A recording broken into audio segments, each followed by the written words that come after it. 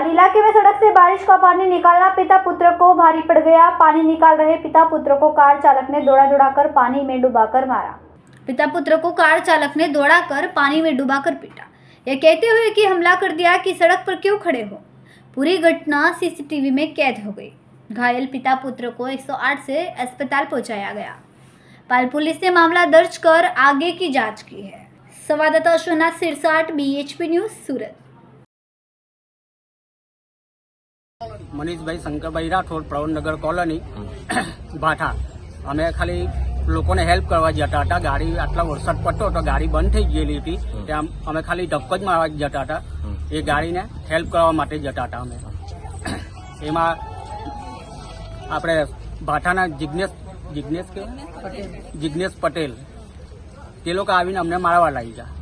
એમને ખાલી આમ જ કીધું કે તમે 5 મિનિટ ઉભા રહો, આ ગાડી સાઈડ પર હટાવી લઈએ ને તમે પછી નીકળી જજો। એ લોકો અમારી વાત નહીં સાંભળી ને મને મારવા લાગી ગયા ગાડીમાંથી ઉતરીને। કોને કોને માર્યો?